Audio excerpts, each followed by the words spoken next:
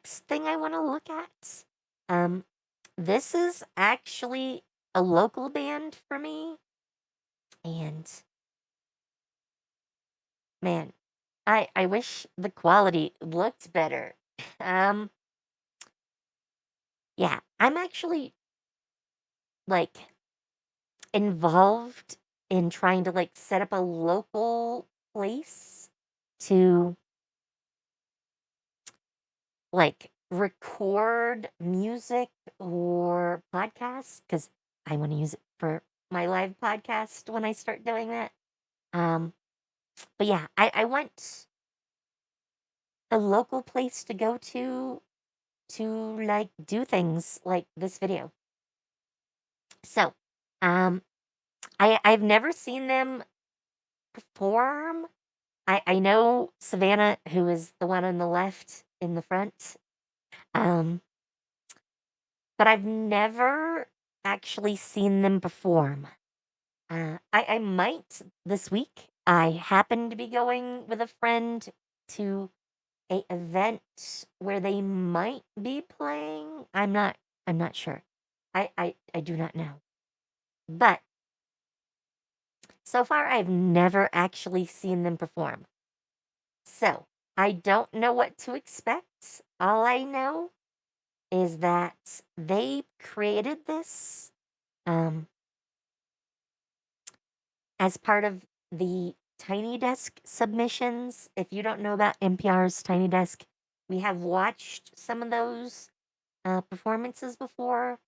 They get in usually an artist and their band, if they have one, or they provide like band members to fill in. It's entirely vocal and instrumental. And so the submissions have to be in the same style. So basically, they're live performances. Um, but yeah, um, they're doing this very off the cuff. So I'm not sure how this is gonna sound. I'm quite curious what this is gonna be like. Um, but yeah, I do know they're called the Lamplighters. So let's take a listen. I have no idea about genre other than I think it's got some folk inspiration. I mean, I want to call this instrument here a banjo. So, I definitely get a folk feel from it.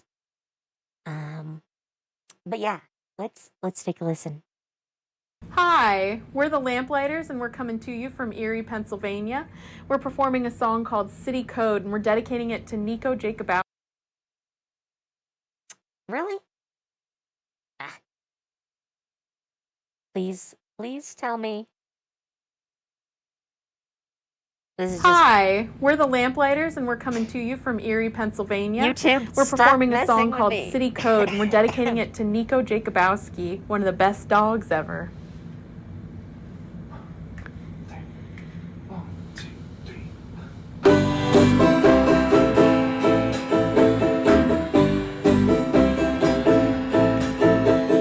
Sitting on my deck, watching clouds roll by. That pale, spindly boy, just a shadow in July. 2 times a year, he comes with his old rusty mower to cut the overgrowth in a small plain enclosure. Oh, I hear them murmur through their picket fences with their perfect lawns and all their pretenses to call city code when the yard gets high. While my pollinator garden looks on and sighs, I'm just a piece of trash in this little town. No cares in the world to hold my heart down. Okay. So I'm gonna pause for a second and do some commentary here. Um, the first one of those is that I know this was not recorded with like a good setup. Um, doing streaming has made me very sensitive on like audio setup because it's such a key part of streaming. That's why I nitpick audio quite often, quite often. But Yeah, I'm pretty sure this is recorded mostly through phone. So, it definitely sounds like it at least. Um, phone is not the best platform to record your audio on, but it's one that most people have. So it happens a lot. I mean, doing my live podcast, I have been looking at what equipment I could bring on location, and phone is the immediate one that comes to mind. Um, so yeah, I understand why they're doing it that way, but like her vocals aren't all that clear. They're very muddy in the mix because it's just being recorded on what I'm pretty sure is the phone in her hands. I wish they were better because I think her singing is actually pretty good. Um, but I'm losing track in some of her words or like the edges and the phrasing of them because it blurs with the instrumentation. So yeah, that's my first thought. Um, and yeah, definitely folk influences, like I was thinking the root's gonna be. Um, yeah, I'm not sure what else I would call them other than like maybe alternative. Alternative is a very wide category as far as genre goes. But like alternative folk maybe is probably where I would place them. And now that's based on literally a minute of listening. So let's get back to it. But these wildflowers sing with a life of their own.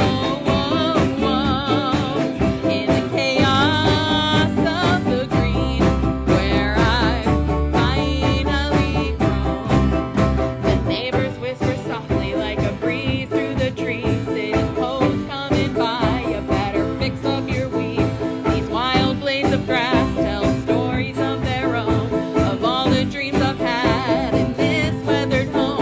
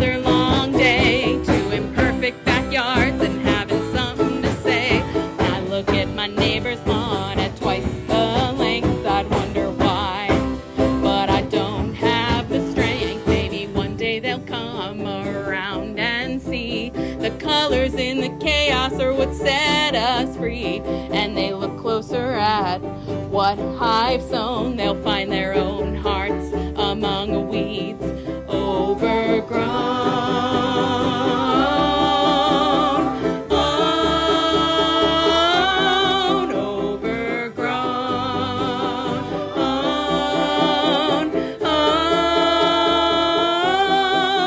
So let them judge from afar while they sip their sweet tea. This life might look messy, but it's perfect for me. Okay. I know there's 5 seconds left, and I'm assuming that's just outro. So, I'm going to pause here and give you my thoughts.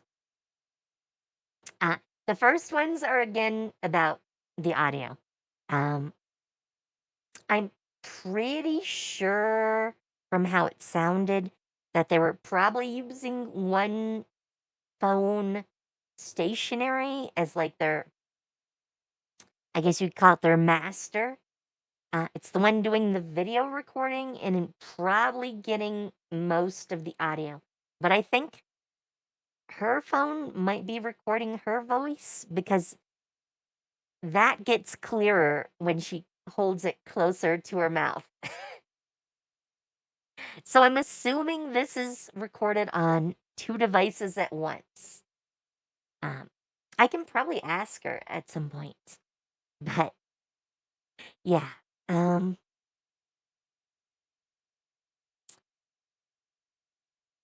a little bit curious about how they did the recording because of that. But yeah, everything, like, if this was like a studio recording, where they were in a studio, you would mic each instrument. Like, drums often get even multiple mics.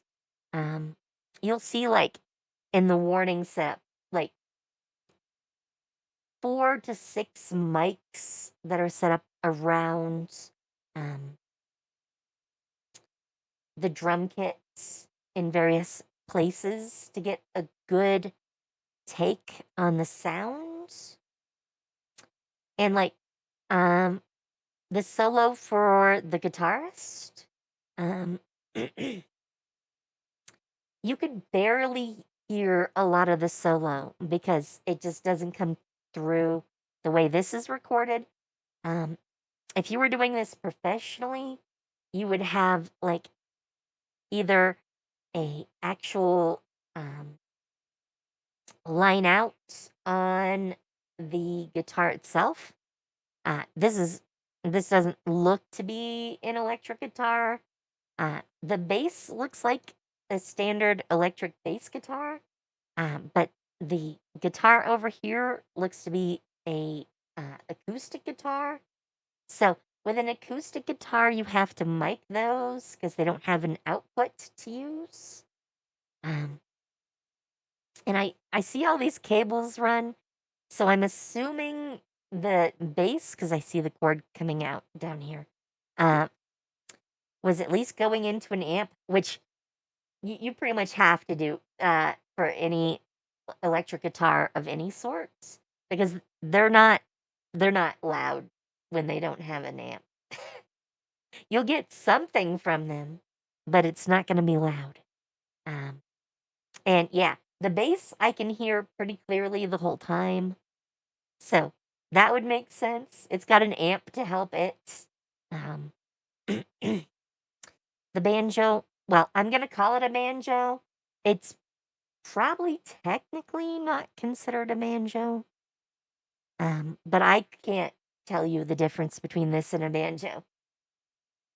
Not my forte in music. But that would be mic'd very similar to how you would mic the acoustic guitar.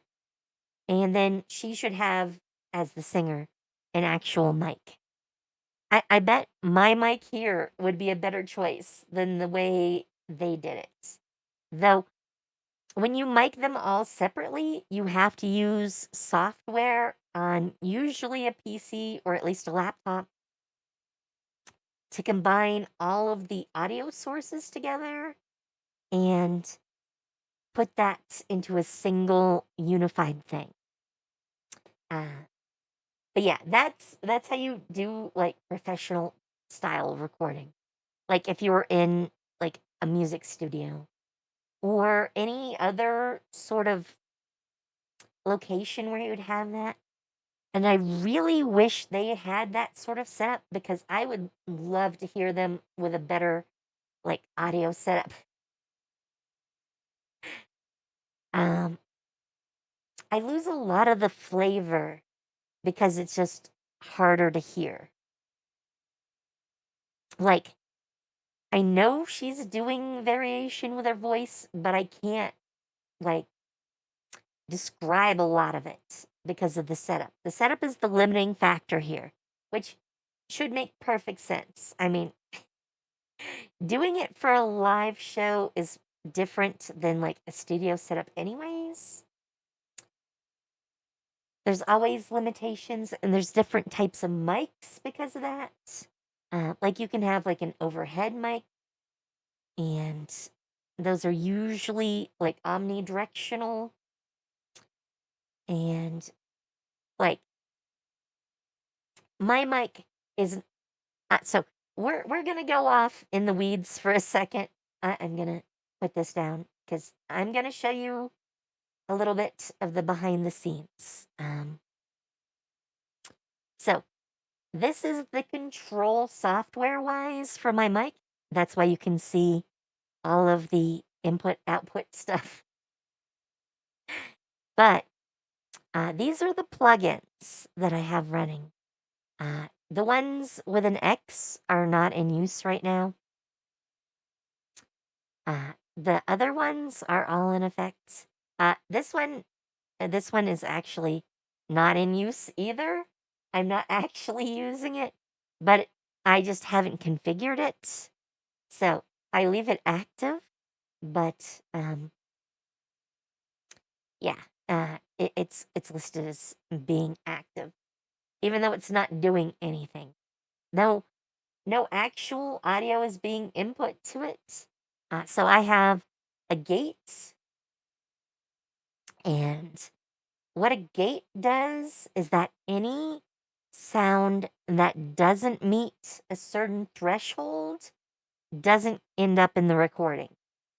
So, like, that's how you usually get rid of like background sounds.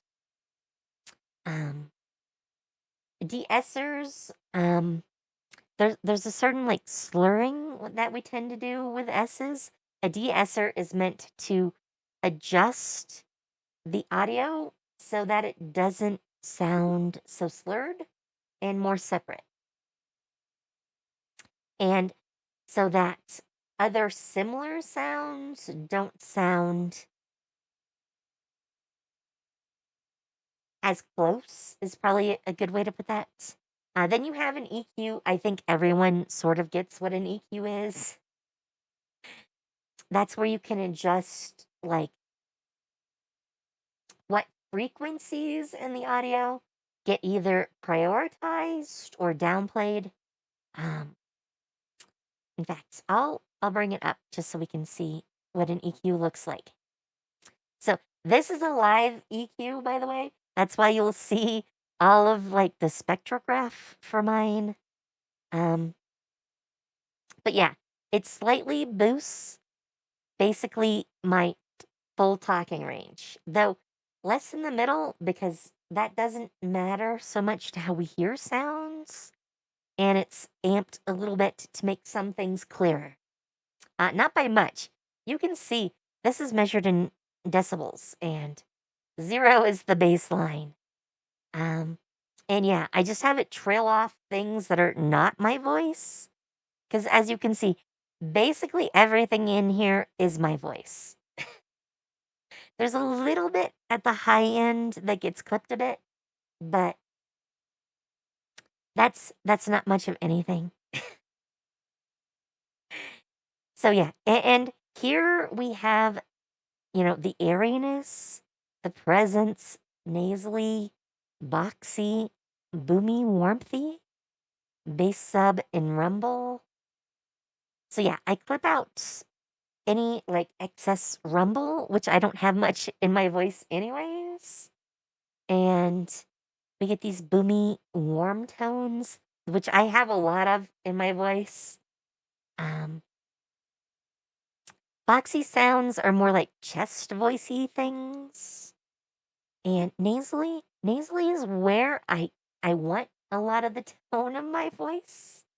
It doesn't always end up there. Presence and air, those are like the higher bits of your voice, for lack of a better way to describe them. And I boost those a little bit because you can see they're a little bit lower in here. But yeah, that's how you tune that sort of thing. Um, yeah, that's pretty much everything that's active, at least when it comes to my audio. And that is the sort of like tuning you would do individually to each source when you're doing like, so like if you're looking at like a live performance with like a overhead boom mic, you're going to look a lot at what parts of the spectrum you want to boost or diminish. But my setup is pretty standard looking as far as that goes. Um, but yeah, that that is really like the basics for getting things to sound good. Like you can't hear it because it's my gate cuts it off basically. But there's an AC running in the background in my room and I can hear it even with my headphones on. But you guys can't hear it because that's what the gate is for. It gets rid of that background noise. Now, they're just using a quiet room as their like diminishing of background noise. You don't really hear any background noise because it's a decently quiet area. I don't, it looks like it's maybe a furnished garage or basement. I can't quite tell. Um, the walls look a little bit like basement style, but that looks like a finished floor. And like the ceiling looks like it's wood, which is what a lot of people would do in a basement. So I'm thinking basement, which for a studio, by the way, is not uncommon. Um, Having like cement walls around your environment is very helpful with like good wall construction to diminish noise. Uh, Man, I'm totally blanking on his last name. I think it's Harris Heller. That sounds right to me. Um, he does a lot of stuff about audio and streaming, and is a streamer. Uh, he created a basement studio setup like a year or two ago, and it's got like a whole recording studio in it. And I think the reason they chose the basement for that, besides the fact that, it's either going to be on the second story or in a basement usually, um, is to take advantage of the fact that you have cement boxing the rooms in and it making it a little bit easier in some ways to deal with the sound. Because cement will block out a lot of sounds if it's done well. Which is weird when you think about it because they're kind of hollow in the middle. If you've ever seen like cinder block, um, a lot of like cement walls are not purely cement. They're usually like a mixture of like block and cement, and they might have like cement fill. It varies a lot depending. Sorry, my dad is like not so much construction, but he's been like building maintenance his whole life. So I've gotten a lot of education in that sort of thing through him. And my mom loves to like play with like the idea of like home, what do you even call it?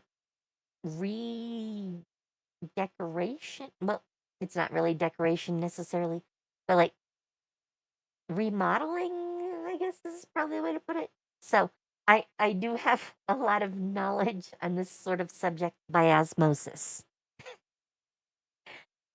And we've totally gotten off the subject of the music itself. Man, I can get on a tangent. Just saying. But yeah, I think they didn't have like a good place to do this. So they did the best job with what they had. Um, I kind of feel like the reason for this, what I guess is like a fabric divider, is also to break up audio so there's not as much echo. I could give an entire lesson into how to like try to remove echo. Um, it's something I've struggled with, even though my walls are covered with things that should absorb a lot of sound and reduce echo. Doesn't really happen. Um, yeah, like if I turn off all the fancy stuff, you will get both the background noise in my room and you'll get a lot of echo.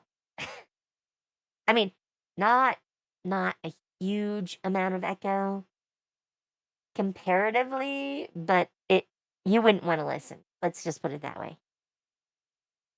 Now, back to their performance because I got away from the topic. Um, but I enjoyed it for what it is. Yeah, my biggest issue was just the recording, and I just explained why the recording is the way it is. I wish they had like a professional style studio to do it in because I bet it sounded a lot better if you were physically there in the space with them. Um, but yeah, I'm betting this is just like in someone's basement. So obviously that's going to have some limitations. Most of the stuff I listen to um doing these music reactions are done in like studios or as part of a live concert. Um and even like the smaller lives that we've looked at all tend to have audio issues. And there's a reason for that. And this was just a really good example of why that can be so important. Um, I'm hoping I actually do hear them in person. Uh, obviously, also, this is just a fun song. It's not like super serious when you're calling yours. Well, you're at least identifying in the song as if we're trash in the city. So yeah, it is definitely a playful song, and you can't really take it super serious. Um,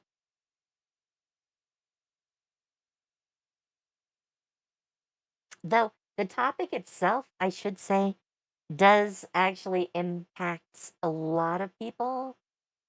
You know, zoning laws, city requirements, HOAs, all those things factor together. Um, and they're talked about here. And that part is kind of serious, but the aspect within the song is that this is a playful song and it's not meant to be super serious unless you want to make it to be. Is probably the best way to put that. I mean, you can you can consider this a serious song, but I don't think it's meant to be a serious song. So, yeah. Uh, I mean, the style is definitely light and playful. So, I would not expect it to be a truly serious song. But even in a light, playful song, you can still touch on serious topics, which is what they do. And I think they do a pretty good job of that. Um, I should also say this is a little bit longer of a song than typical for a modern song. Modern songs are somewhere between 2.5 minutes and 3.5 minutes long. It's just like the default for like radio play. So that is why most people make songs that are 2.5 minutes to 3.5 minutes. Like 4 minutes is usually considered a long song. Um, I think you can sort of see it here. Like this, it starts at 3:12 and it ends by 6:05. So yeah, that fits. It's not quite 3 minutes. I mean, the whole video, and we stopped 20 seconds from the end, was 9 minutes and 40 seconds long. So it's a little bit on the longer side. Um, and if I'm gonna give any critique, I would have liked some more variety. I mean, they had like the guitar solo with the acoustic guitar, which I appreciate, even if I couldn't hear it well. But if you want to do those sorts of instrumental like showcases, I would have liked them spread out in the song a little bit more and do more of them. I mean, it's already a long song, so yeah, I would have probably spread that sort of thing out a little bit more to break up like the vocals, because the vocals do repeat, and usually that is common in a song. Just so you know, if you didn't, usually the main verse or the chorus, depending on the type of song it is going to repeat like 2 to 3 times. And I think it's three in here. I think. And now there's bridges and other parts that we can talk about. But functionally, we're just going to talk about that aspect now. Because like a lot of like that shorter radio music you hear these days tends to be two iterations. Like, um, because I have these pulled up over here, uh, I have lyrics. Um, I'm trying to find the song that I just sang yesterday. So I did vocal training yesterday. That's part of why I don't stream on Saturdays. I sang this song from Sky Daddy called Hold Me. It has two verses, but one is long, one is short, and two copies of the no, three. Three copies of the chorus. The one is the outro, and it's styled different when it's sung.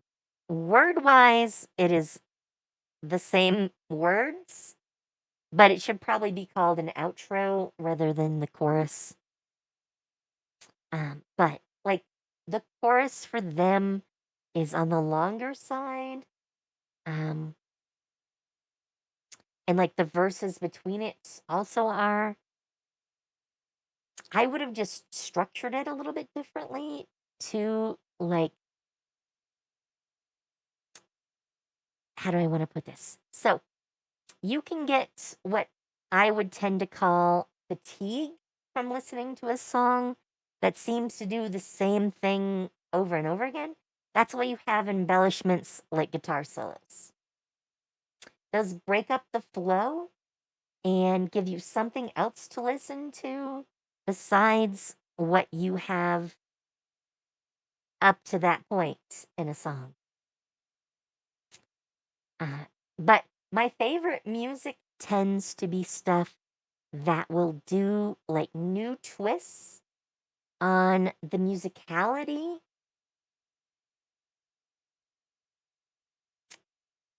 within the same song, a lot of different takes on that. Like, The Warning will often do a lot of, like, vocal tricks and musical tricks that make one part different from another.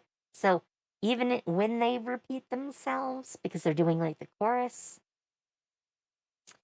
uh, it sounds different depending on where in the song it finds itself. And now they can also switch singers to do and you had like the backup vocals in here, which was nice, yes.